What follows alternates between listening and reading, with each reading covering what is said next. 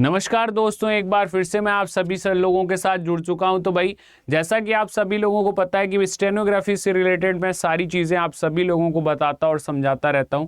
तो भाई आज की क्लासेस में सबसे पहले आप सभी लोगों को एक चीज़ देखनी है कि किस तरीके से आपको वर्किंग अपनी स्टेनोग्राफी के अंदर करनी है।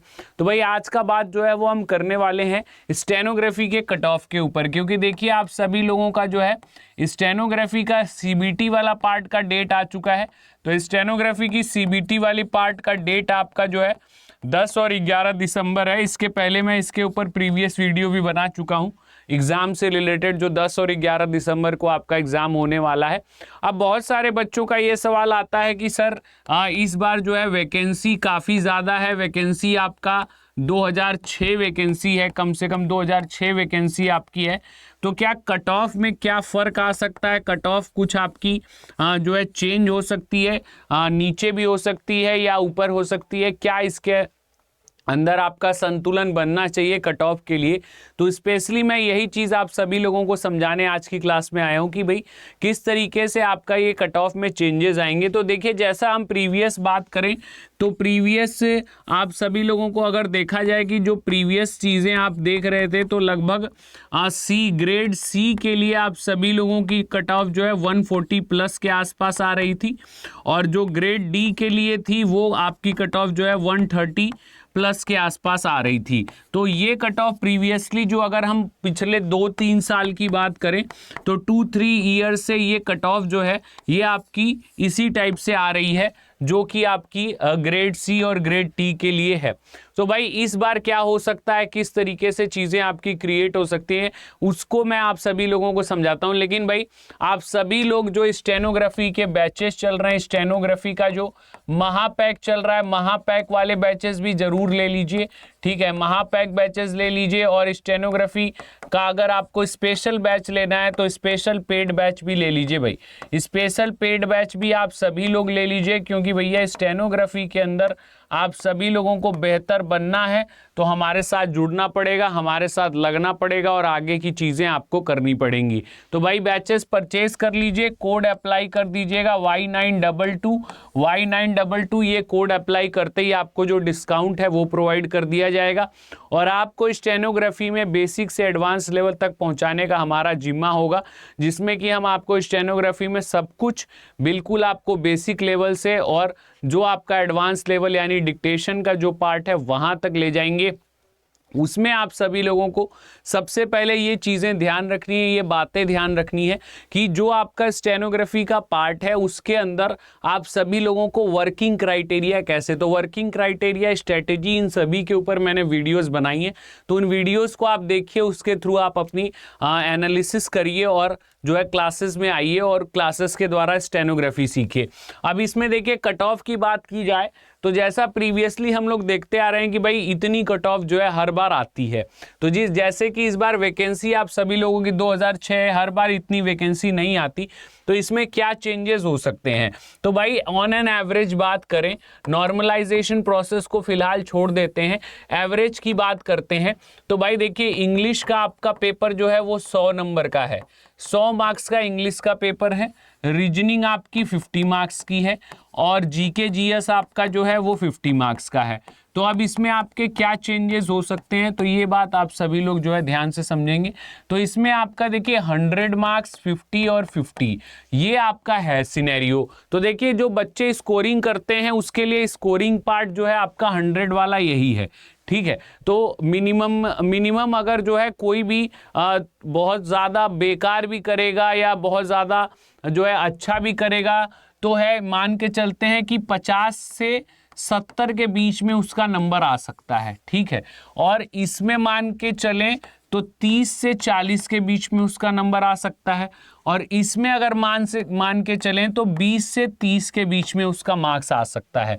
तो अगर हम ऑन एन एवरेज सबसे मिनिमम वाला भी कैलकुलेट करें तो 50, 30 और 20 यानी 100 मार्क्स, और अगर हम मैक्सिमम वाला कैलकुलेट कर लें, मैक्सिमम वाला तो 70, 40, 110, 140 मार्क्स।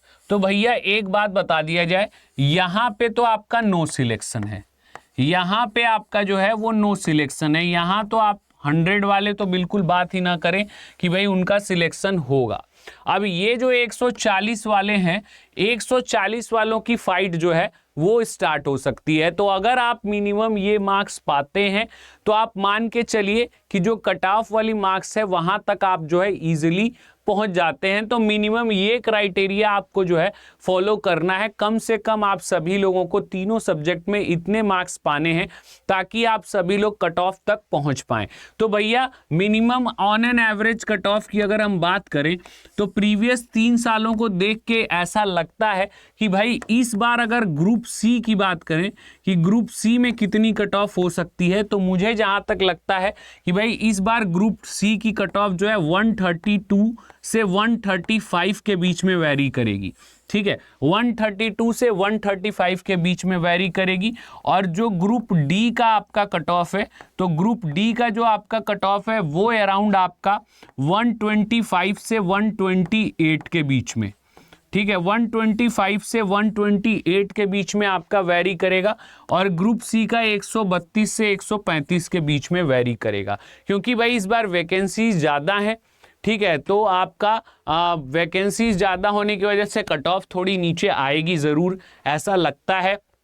और जो है जो बच्चे मेहनत करने वाले हैं, पढ़ने वाले हैं और जो बहुत ज़्यादा इस एग्ज़ाम को लेके उम्मीद लगा के बैठे हैं, भाई वो तो मैक्सिमम स्कोर करने का प्रयास करिए। क्योंकि भैया जितना ज़्यादा आप कट ऑफ के ऊपर आपके मार्क्स रहेंगे उतना ज़्यादा आपको मिनिस्ट्रीज़ को पाने में बेनिफिट रहेगा, उतने सही तरीके से आपको जो है अच्छे से अच्छी प्रायोरिटी बेसिस वाली जो आपकी मिनिस्ट्रीज़ हैं वो मिलती हैं। तो भाई आपको ये नहीं देखना है कि भाई आपकी मार्जिन लाइन क्या है, मार्जिन लाइन तक ही आपको नहीं पहुंचना है, मार्जिन लाइन से कम 20 नंबर ऊपर रहिए। तो मतलब अगर हम ये कट ऑफ एक्सपेक्टेड करें तो आप सभी लोगों को कोशिश कितने मार्क्स की करनी है, कम से कम आप सभी लोग जो है 200 के आउट ऑफ 200 कम से कम आप सभी लोग जो है 155 टू 160 155 से 160 नंबर लाने की कोशिश करिए, ताकि आप सभी लोगों की वैकेंसी जो है वो बिल्कुल पक्की हो जाए। क्योंकि कई बार क्या होता है, कट ऑफ से 2-3 नंबर ऊपर नीचे बच्चे रहते हैं, तो वहां पे आप सभी लोगों को जो है वैकेंसीज के अंदर प्रायोरिटी नहीं मिलती है और जो आप मंत्रालय चाहते हो वो मंत्रालय भी आपको नहीं मिलता है। तो अगर आप जो है इतने मार्क्स लेके आ जाते हैं कि भाई 155-160 नंबर आपके हैं, तो आपके हिसाब का मंत्रालय भी आपको मिल जाएगा और प्लस आप मेरिट से 15-20 नंबर ऊपर रहेंगे, तो आपको रिस्क क्राइटेरिया नहीं रहेगा कि भाई स्टेनो क्वालिफाई होने के बाद भी आप बाहर हो सकते हो। क्योंकि जो फाइनल मेरिट बनती है तो वहां पे जो हायर मार्क्स वाले रहते हैं उनको ऑब्वियस सी बात है बेनिफिट मिलेगा ही मिलेगा। तो भाई कम से कम कोशिश करिए 155-60 नंबर आपके आए। और कट ऑफ जहां तक एक्सपेक्टेड है वो यहां मैंने आपको बता दिया भाई कि ये एक्सपेक्टेड कट ऑफ जो है ग्रुप सी और ग्रुप डी के लिए जा सकती है। अब आपको इन्हीं कट ऑफ के ऊपर वर्क करना है। ठीक है, अपना पूरा जी जान सब कुछ लगा देना है जो आपका दिसंबर में पेपर होने वाला है सीबीटी का, उसके लिए। और साथ ही साथ हमारे साथ जुड़ना है स्टेनोग्राफी के स्किल टेस्ट के लिए। तो अभी से आप जो है बेसिक एंड एडवांस दोनों पार्ट लेके चलेंगे, तब जाके आपका जो है स्टेनो का स्किल क्वालिफाई हो पाएगा। तो आपको सीबीटी की भी तैयारी करनी है, साथ साथ स्किल टेस्ट की भी तैयारी करनी है। मैंने आप सभी लोगों को ऑप्शंस बता दिए। अब लगातार लग जाइए, हमारे साथ जुड़ जाइए और अपनी स्टेनोग्राफी की क्लासेस जो है वो कंटिन्यू लेते रहिए। चलिए भाई, तो इस वीडियो के माध्यम से मुझे इतना ही आप सभी लोगों को जानकारी देनी थी। अगले वीडियो में अगली चीज़ों की बात करेंगे। तब तक के लिए सभी लोगों को नमस्कार, जय हिंद, जय भारत।